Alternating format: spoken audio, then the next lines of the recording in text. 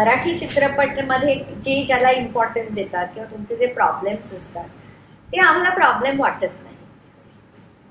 त्यामुळे पूर्वीचे कसे क्लासिक जे आपण गावाकडचे ते आपल्याकडे आम्ही तेव्हा इकडेच होतो त्यामुळे आम्हाला पटायचे. पण आता जे खूपसे सामाजिक चित्रपट येतात ते देखील आम्हाला म्हणजे त्याच्यात जे प्रॉब्लेम दाखवलेले असतात ते अरे हे काय प्रॉब्लेम असं आम्हाला तिकडे वाटतं. अवघा रंगाच्या सिनेमाचं स्क्रिप्ट पण लिहून तयार आहे, सिक्वेलच्या सिनेमाचं स्क्रिप्ट पण लिहून तयार आहे.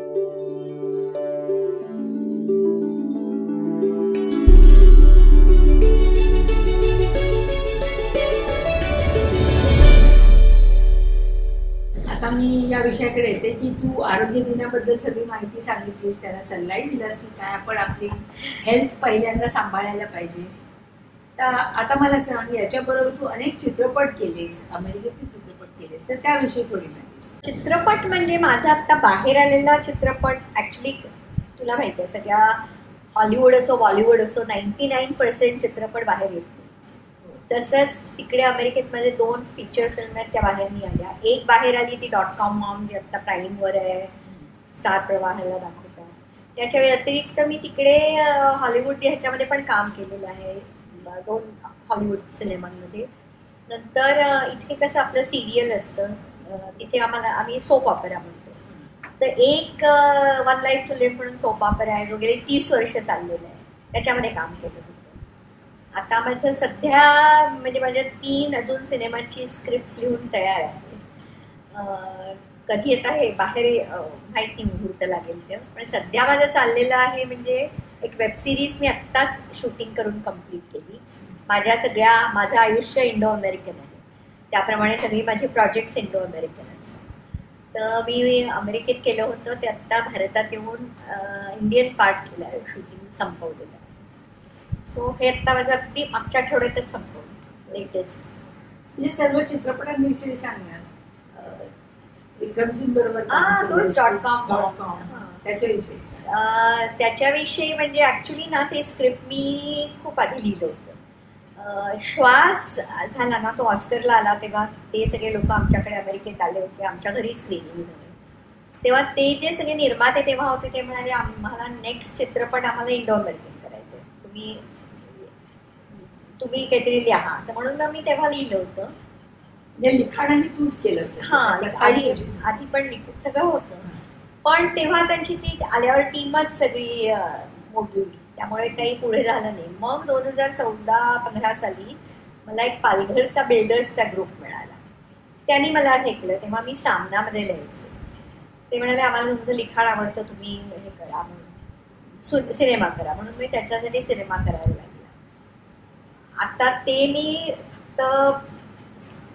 स्क्रीन प्ले डायलॉग हे करत होते आणि मी विचार करत होते कोणाला घ्यावा. दिग्दर्शक पण अमेरिकेचाच होता, पण काही कारणामुळे तो येऊ शकला नाही. मग हे लोक म्हणाले तुम्हीच दिग्दर्शित करा आणि म्हणजे तुम्हीच आणि असं करत मीच सगळी त्याची पोटलाईट सोड बनले. आणि ते एका दृष्टीने त्यांचं बरोबरच होतं, कारण अमेरिकेत म्हणजे बाकी कोणाला घेण्यापेक्षा मी जर केलं असतं तर फेस व्हॅल्यू अमेरिकेत माझी आणि माझ्या इकडे भारतात येईल असं कधी वाटलंही नव्हतं. जसं सुंदरा मला भारतात येईल कधी वाटलं नव्हतं. अमेरिकेसाठीच करायचा होता, तिथेच रिलीज करायचा होता. जरी इथल्या पालघरच्या लोकांचा होता तरी त्यांना एक सिनेमा बनवायचा होता मला. तर तो तसा केला. आणि मग जेव्हा ठरलं की इकडे 5 दिवस शूटिंग, तिकडे 18 दिवस शूटिंग, तेव्हा तिथले लोक इथे कोणालाच परिचित नाही, त्यामुळे इकडे कोणीतरी नोन फेस हवा होता. आणि विक्रमजी अत्यंत चांगले मित्र माझे आणि त्यांनी पण तयार झाले, कारण इथे 5 दिवसापैकी ते 2च दिवस होते आणि त्यामुळे त्यांना मी इकडे घेतलं. कारण अमेरिकेत देखील ते खूप वेळा माझ्या घरी आले होते, माझ्याकडे राहिले होते. इथे पण आमचे खूप चांगले घनिष्ठ संबंध होते आणि त्यांचा कलाकार म्हणजे त्यांच्या इतका म्हणजे वादातीत त्यांच्या इतका उत्कृष्ट कलाकारच मिळणं शक्य नाही. त्यामुळे ते छोट्याशा रोलसाठी का होईना सिनेमाशी जोडले गेले. तुझं आणखीन एक वैशिष्ट्य म्हणजे एक गाणं आहे जे गाणं सगळ्यांच्या संगीतला वाजतं, नवराई माझी लाडाची लाडाची ग. त्याचं मी विसरून नृत्य दिग्दर्शन मी कशी विसरे नृत्य दिग्दर्शन तू केलं होतंस, त्याविषयी सांग. ते इंग्लिश जेव्हा सिनेमा होता तेव्हा अमेरिकेत त्याचं शूटिंग झालं होतं. आणि तिकडे जी कास्टिंग करत होती ती माझ्या सुंदरामध्ये तिने काम केलं होतं, म्हणून तिने आम्हाला सगळ्यांना गेलं. आणि तिकडे गेल्यावर जे लक्ष्मण उत्कर, जे उटेकर मला वाटतं, ते त्याचे डीओपी होते, त्यांनी सुंदरा खूप बघितलं होतं. त्यामुळे ते नवराई माझ्यावरनंच ते सुरू केलं. आणि ऍक्च्युली ते खूप तिकडे होतं, ते 2 लहान मुलं आहेत त्यांच्यावर देखील मी करते वगैरे. पण मग एडिटमध्ये ते सगळं गेलं. पण तेव्हा तिकडे अमेरिकेतच ते शूटिंग झालं होतं आणि ते अगदी इतकं पॉप्युलर गाणं झालं. आणि मला आनंद आहे की ते गाणं माझ्यापासून सुरू होतं, जरी अगदी ब्लिंक अँड मिस असेल तर. नाही, पण इकडे भारतात सगळ्यांच्या संगीतला नवनीकडच्या ज्या लोक असतात ते हे गाणं आजही या गाण्यावरती नृत्य केलं जातं. तर मी सगळ्यांना ज्यांना माहित असं हे माझ्या मैत्रिणींनी कोरिओग्राफी केली याची सांगते.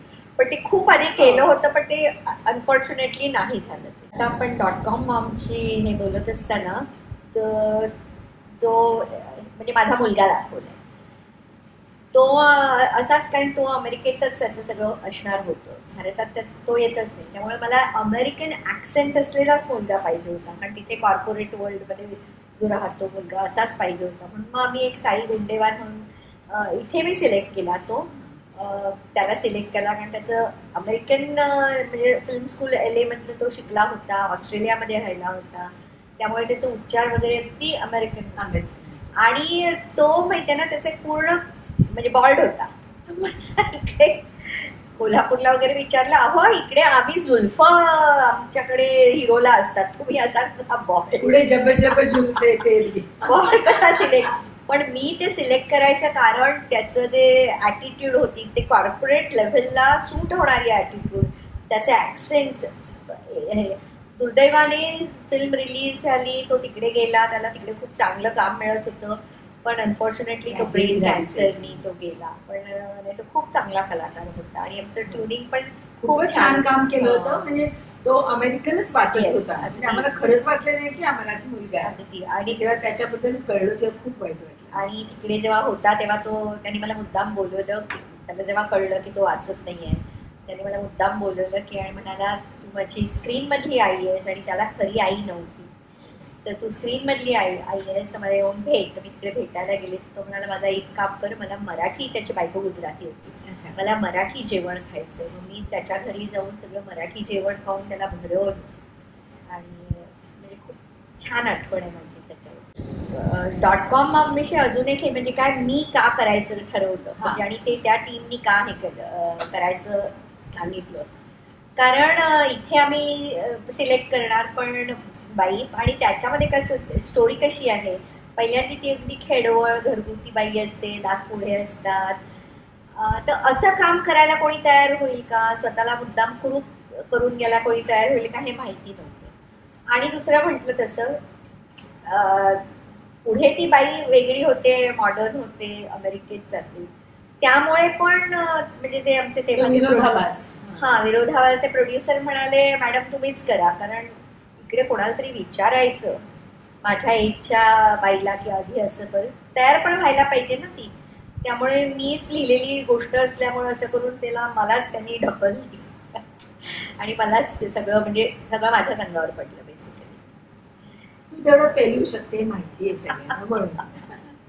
आता तुला काय वाटतं की मराठी सिनेमा कुठल्या दिशेने चाललाय, कारण तू इंग्रजी चित्रपट पण पाहतेस अमेरिकेत असल्यामुळे, आणि मराठी पूर्वीचे चित्रपट पाहिले, तर आता मराठी इंडस्ट्री कुठल्या दिशेने चालले. आपण अमेरिकन पद्धतच फॉलो करतो आहोत, कारण पूर्वी बघ प्रत्येक चित्रपटात एखादी लावणी असलीच पाहिजे, जमीनदार असलाच पाहिजे, गावचं वातावरण असलंच पाहिजे, हे असायचं. हळूहळू ट्रेंड बदलत चाललाय, तर तुला काय वाटतंय त्याच्याबद्दल. इकडे काय माहितीये ना, आता माझं फोकस म्हणजे मी इतकी वर्ष तिकडे वाढल्यामुळे मला, आणि हॉलिवूड सिनेमा इतकं बघितल्यामुळे, स्टोरी लाईन पासनं आम्हाला म्हणजे वेगळं मराठी चित्रपटामध्ये जे ज्याला इम्पॉर्टन्स देतात किंवा तुमचे जे प्रॉब्लेम्स असतात ते आम्हाला प्रॉब्लेम वाटत नाही.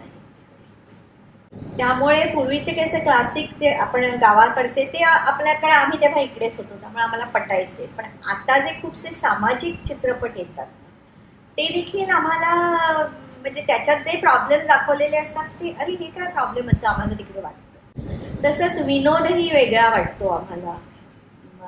हे नाटकांचं पण होतं आणखी सिनेमांचं पण आम्हाला असं वाटतं की तिथे आम्ही कसं हॉलिवूडचं बघितल्यामुळे आमच्या टेस्टमध्ये फरक होतं तिथे.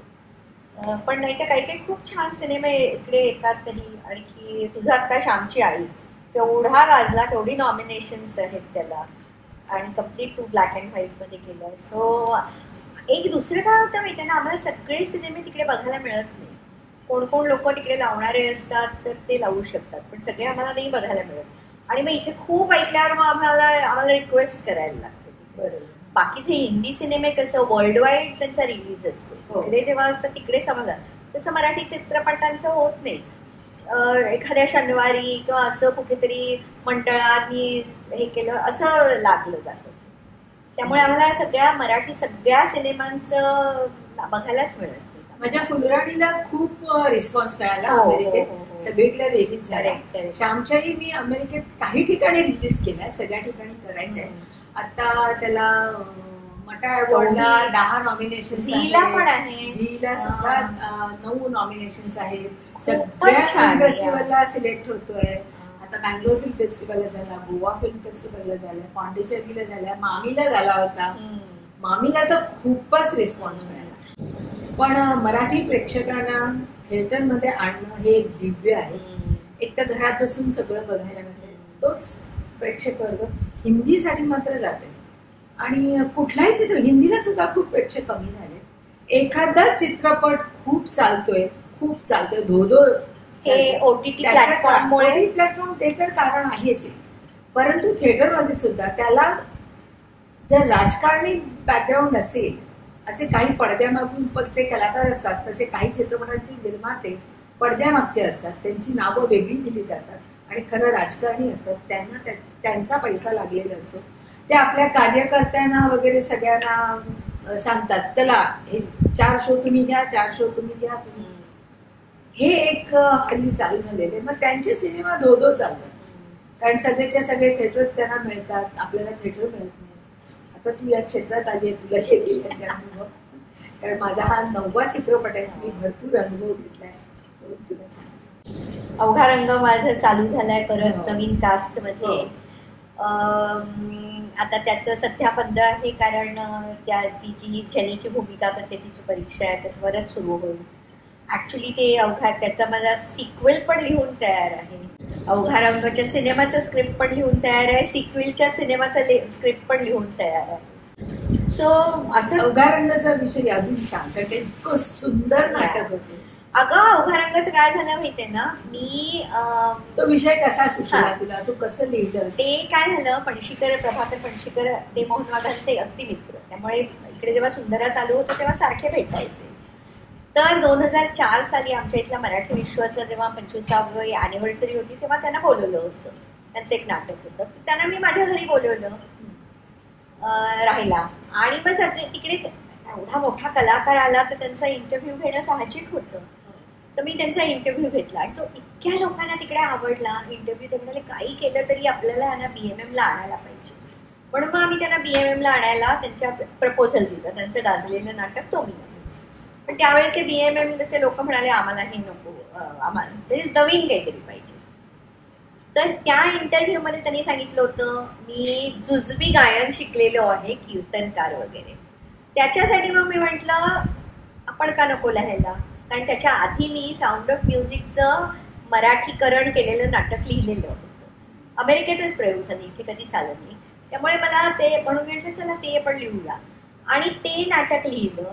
त्यावेळची थीम होती त्या अधिवेशनाची, त्याचा वेलू गेला गगनावरी.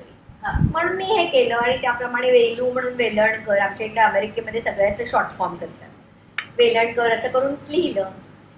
ते नाटक लिहिलं आणि पण ते BMM ला प्रेझेंट करायच्या वेळेला पणशीकरांची तब्येत खराब नाही. ते म्हणाले पण मला हे नाटक आवडलं, मला प्रोड्यूस करायचं. म्हणून त्यांनी बंद पडलेली त्यांची नाट्यसंपदा परत सुरू केली. 2-3 वर्ष तेव्हा रिरायटिंग प्रोसेस चालू होती, कारण मी तेव्हा लिहिलं होतं म्हणजे आता जो सिनेमाचं स्क्रिप्ट लिहिलंय ना, 3 मुलं 3 दिशेला, ते म्हणाले मीच फिरता रंगमंच आणलाय, फिरता रंग वगैरे काही नाही, हे सगळं आपल्याला हे करायला पाहिजे. मग त्यांनी एक कॅरेक्टर आणली नाना म्हणून. मग ते म्हणाले आपण ह्याला हे करूया, संगीत नाटकातली स्त्री पार्टी करूया. आणि मग त्यांच्याच डोक्यात आलं अरे कीर्तनकार आहे, मग आपण संगीत नाटक का नको करूया. मग संगीत नाटककार नाहीतरी कीर्तनकार आहे. संगीत नाटक म्हटल्यावर मग रघुनंदन पणशीकर त्यांचा मुलगा जो किशोरीताईंचा पट्ट शिष्य होता त्याला म्हणाले की तू आता त्याचं संगीत दे. आणि मग रघुनंदन म्हणाला, त्यांनी होकार दिला वगैरे. त्याची मुलगी पण छान वेस्टर्न शिकलेली आहे. याच्यात ईस्ट वेस्टचा संगम होता जे पणशीकरांना आवडलं होतं, कारण कट्यारमध्ये पण 2 संगीत शैलींचा संगम होता. तर म्हणूनच पणशीकरांना आवडलं होतं. ते म्हणाले आजच्या घडीचं नाटक आहे, एवढी लोक तिकडे अमेरिकेत जातात, त्यामुळे आपण आजच्या घडीचं नाटक देतोय, आणि त्यांना खूप आवडलं होतं. पण मग रघुनंदन आल्यावर तो म्हणाला विनाताई आपण ह्याचं नाटक नाव बदलून त्याला म्हणजे किशोरीताईंना एक गुरु दक्षिणासारखं द्यायचं होतं, आपण त्याचं अवघा रंग करूया का, कारण किशोरीताईंचा गाजलेला अभंग आहे अवघा रंग एक झाला. म्हटलं करूया, पण मग त्याच्यात मी थोडं वेगळेपण असावं म्हणून अवघा रंग एकची झाला असं केलं. आणि मुख्य म्हणजे ना ते इतकं प्रभाकर पणशीकरांनी एन्जॉय केलं.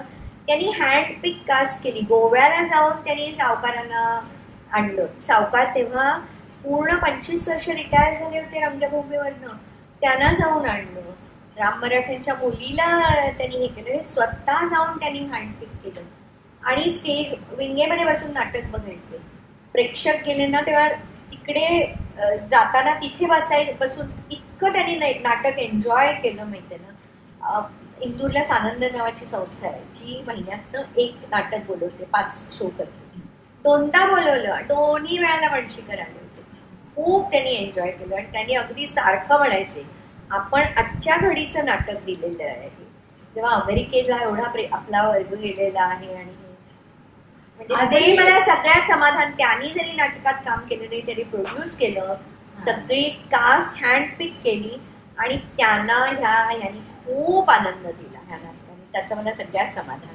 नवीन साहित्यात सुरू केलेलं नाटक सुद्धा आजही तितकंच चालतंय, कारण मी दोन्ही पाहिले, पण पाहिले. बरोबर. मीनाताई आज तू इथे आली आहेस आणि तू इतकी मोठी कलाकार आहे, सगळ्यांना कळलंच असेल. सर्व गुण संपन्न असं मी म्हणेन. तर मला तुझी थोडीशी नृत्याची, तू शास्त्रीय नृत्यही शिकलेली आहेस, तर मला प्रकार शिकली आहे त्याच्याविषयी थोडं. आता मी हे माझं सगळं मम्मी माझ्या आईमुळे, तिला भयंकर सगळ्याची हौस होती, पण त्यावेळेची परिस्थिती आणि म्हणजे त्यामुळे ती नाही शिकू शकली. तर असं म्हणतात ना, अशी व्हायकेरियसली लिव्ह थ्रू मी. मला तिने प्रायव्हेट नाचाचे टीचर हे करून ते सोमवारी मला भरतनाट्यम शिकवायचे, बुधवारी कथक शिकवायचे, शुक्रवारी मणिपुरी शिकायचे. तिन्ही याच्यात मी शिकलेली आहे. तिला मी संगीत शिकावं अशी पण इच्छा होती, पण मी ते खूप आणि काय संबंध रोज 3 संध्याकाळी माझ्या ह्याच्यात जायच्या. पण त्यामुळे मी तिन्ही शिकलेली आहे. आणि पहिला म्हणजे तेव्हा अरंगेत्रमचं एवढं फॅशन नव्हतं, पण पहिला माझा नाचाचा कार्यक्रम KEM हॉस्पिटलच्या गॅदरिंगमध्ये झालेला आहे. आणि मजा म्हणजे जेव्हा मी स्टुडंट म्हणून परत KEM मध्ये गेले तेव्हा तो कार्यक्रम बघितलेले लोक आता प्रोफेसर वगैरे झाले होते आणि ते आता कल्चरल कमिटीच्या ह्याच्यात. तेव्हा त्यांना आठवलं अरे हिनी लहान असताना केला होता, चला हिला परत म्हणजे इन्व्हॉल्व्ह करा म्हणून मी तिकडे पण खूप कार्यक्रम केले KEM हॉस्पिटलला. तिथे एक माझ्या बरोबर रणजित लल्लू म्हणून साऊथ आफ्रिकेचा मुलगा होता, त्याला मी खरं क्रेडिट देईन. इंटरनेटचा जमाना नव्हता, युट्यूब नव्हतं, तरी त्यांनी साऊथ आफ्रिकेमध्ये राहून स्वतः क्लासिकल नाच शिकला. तो काय बघितलं. आणि तो आणि मी आम्ही जे दरवर्षी करायचो, आमचे एवढे गाजलेले रती मदन, शंकर पार्वती, राधा कृष्ण असे कपल्सचे जे डान्सेस आहेत ते आम्ही केले. आणि त्याच्यासाठी आम्हाला KEM हॉस्पिटलची कल्चरल कमिटी फुल हँड द्यायची. कोण कोण म्हणजे शिक्षक आणून आमच्याकडनं ते बघून घ्यायचे आणि दरवेळेला आम्हाला बेस्ट आयटमचं प्राईज मिळायचं. त्यामुळे नाचामध्ये आणि म्हणून माझ्या सगळ्या कलाकृतींमध्ये नाच पाहिजेच, कारण बेसिकली आम्ही डान्सर आणि लव्ह डान्सिंग. अमृता फिल्म्स या YouTube चॅनलमधल्या 1 on 1 या कार्यक्रमात आज मीनाताई नेरुळकर आल्या आहेत. त्यांच्याशी गप्पा मारल्या. त्यांचं अष्टपैलू व्यक्तिमत्व तुम्ही पाहिलं किती बोलू आणि काय बोलू, इतक्या अनेक गोष्टी आहेत. जोपर्यंत मी तिला काही विचारत नाही ती काही सांगत नाही. मला प्रत्येक गोष्ट तिला अशी खोदून खोदून विचारते तेव्हा बोलते. कधीही ती स्वतःचा मोठेपणा सांगत नाही. आज एवढी मोठी डॉक्टर आहे, इतक्या कलांचा तिचा अभ्यास आहे, तुम्ही ऐकलंच आहे. तर मला मीनाताई तू आलीस, खूप आनंद झालेत. आपण नेहमीच भेटत असतो, तू प्रत्येक वेळा भेटते त्यास हा आनंद द्विगुणित होतो. आम्ही अख्खं सगळं आमचा ग्रुप एन्जॉय करतो तू आलीस की. अनेक पार्ट्या करतो आपण, मीनाताई आली आहे चला, हा तू आणि अनिल दादा आला की आम्हाला खूप आनंद होतो. आणि आज तू आलीस, तुझा एवढा वेळ दिलास घाईतल्या कार्यक्रमांमध्ये सुद्धा, त्याबद्दल थँक्यू व्हेरी मच. थँक्यू मला इन्व्हाइट केल्याबद्दल आणि एवढ्या तुझ्या दिग्गज कलाकारांच्या लिस्ट मध्ये माझं पण नाव घातल्याबद्दल. एवढी दिग्गज आहेस माझ्यासाठी. माझ्याकडे येणारा प्रत्येक गेस्ट हा दिग्गजच आहे. थँक्यू. आता माझ्या काही स्पॉन्सरनी तुझ्यासाठी काही गिफ्ट्स पाठवले. अरे वा. हे सर्वप्रथम GD पोळ फाउंडेशन त्यांचं कॉलेज आहे आणि हॉस्पिटल आहे मेडिकल आयुर्वेदाचं. तू नेक्स्ट टाइम तुला मी नक्की ओळख करून देईन त्यांची. त्यांच्याकडे ही आयुर्वेदिक प्रॉडक्ट्स आहेत. आयुर्वेदाचं हॉस्पिटल आहे. तर च्यवनप्राश आहे, त्याच्यात साखर नाहीये असं च्यवनप्राश आहे. हर्बल टी आहे, सुवासिक उठणं आहे, असे सगळे आयुर्वेदाचे प्रोडक्ट आहेत. मसाज थँक्यू, नक्की वापरण्यासारखं आहे. हो. नंतर हे खास निरगुडकर फार्म्सचे प्रोडक्ट आहेत. हे पण सगळे ऑर्गॅनिक प्रोडक्ट आहेत. त्याच्यातही कुठलंही केमिकल वापरलेलं नाही. त्यांच्या फार्मचे आहेत. सगळं ते बनवले जातात. गुळ आहे, सगळे जे प्रोडक्ट बनवले जातात ते त्यांच्या फार्म मधले प्रोडक्ट वापरून बनवले. डिंकाचे लाडू स्पेशल म्हणजे भाज्या वगैरे ते पण असतं, पण ते टिकत नाही ना, त्यामध्ये पाठवू शकत नाही. त्यानंतर हे सिरो कंपनीचे प्रोडक्ट आहेत सर्व. मी इथून दाखवते तुला.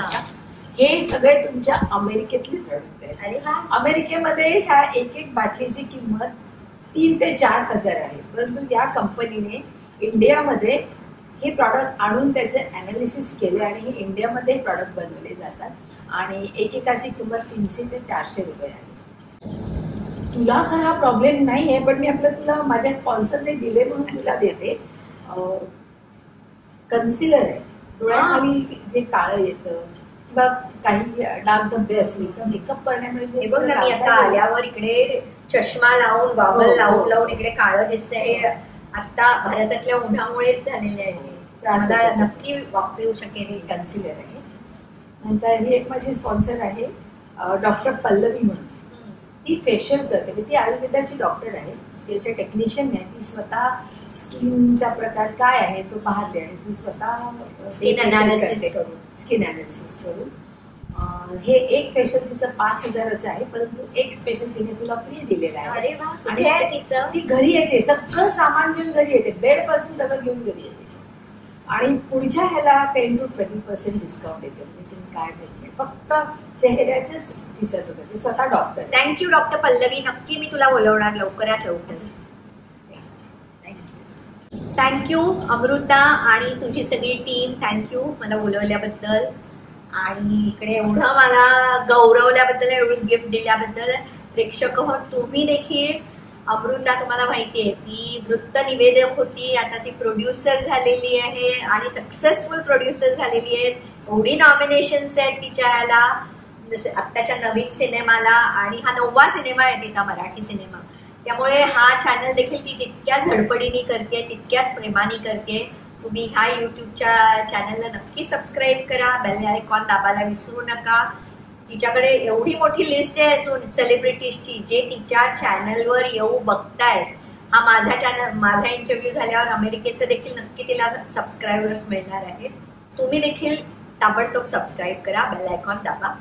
आणि जर तुम्हाला कोणाला इच्छा असेल की ह्या व्यक्तींचे इंटरव्ह्यू अमृताने घ्यावे, तिच्या या सुंदर घरामध्ये समोर समुद्र आहे अशा सुंदर घरात घ्यावे असं वाटत असेल, तुम्ही देखील जरूर अमृताला फोन करून तिला रिक्वेस्ट करा की ह्या लोकांना बोलवा. आणि आपण सगळेच तिच्या पुढच्या सिनेमासाठी आतुर आहोत. पुढचा सिनेमा घेऊन येते आपल्यासाठी. अमृता, तू खरंच इतकी वर्ष मराठी प्रेक्षकांना आनंद देत आहेस. आणि वृत्त निवेदक म्हणून आणि आता प्रोड्युसर म्हणून कधीतरी तू काम करावं सिनेमात अशी माझी इच्छा आहे. काय माहितीये ना, ऍक्टिंग करणं ही एक कला आहे, ती सगळ्यांना जमते असं नाही. ट्राय करायला हरकत नाही. चला, थँक्यू सो मच.